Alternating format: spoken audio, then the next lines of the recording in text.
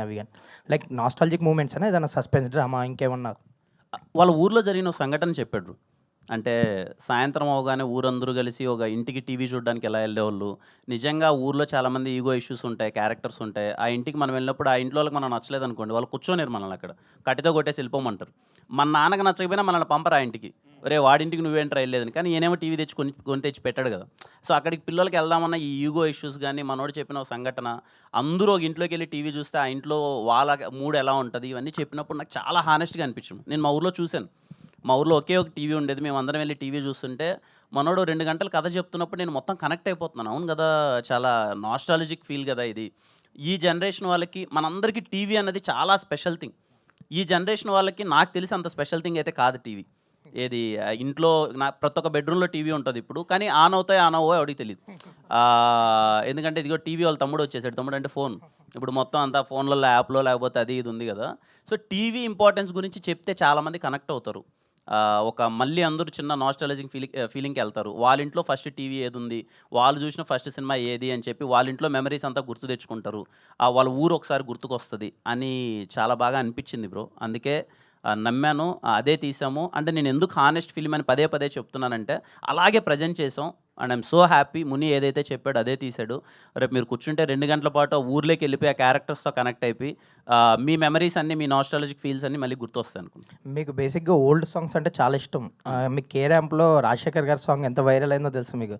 Release తర్వాత post release. And ఇందులో కూడా ఏదో బాలకృష్ణ గారి సాంగ్ ఏదో వాడారు. అది మంచి వైబ్ ఉంటది థియేటర్‌లో అంటున్నారు. బాలకృష్ణ గారి సాంగే కాదు. కొంచెం 'బొబ్బిలి సింహం' సినిమా కొంచెం ఉంటది కొంచెం. 'పాలకొల్లు పాప' ఆ సాంగ్ ఉంటది. సో, ఏంటి మీ ఇంట్రెస్టేనా అది సాంగు? లేదు ఈ సినిమా మొత్తం మనోడి ఇంట్రెస్ట్. ఓకే. అండ్ మీరు అంటే యాస్ ఎ హీరోగా చాలా కాంటెంట్‌ని ఇచ్చారు ఇప్పటివరకు యాస్ ఆఫ్ నౌ. ఎవ్రీ జోన్‌లో, జానర్‌లో.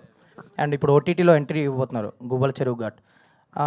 చాలా ట్వీట్లు చూసాం ఇవి. బట్ దాన్ని షేర్ చేస్తూ ఇది ఎప్పుడొస్తదో అప్పుడు మామూలుగా ఉండదు అన్నట్టు ఒక ఎక్స్‌ప్రెస్ చేశారు. ఏంటి ఎలా ఉండబోతుంది ఆ సీరీస్ గాని అది? నిజంగా 'గోవల చెరువు ఘాట్' అనే సీరీస్ ఎప్పుడు బయటకొస్తదో తెలీదు గానీ, వచ్చినప్పుడు మాత్రం చాలామంది ప్రౌడ్‌గా ఫీల్ అవుతారు.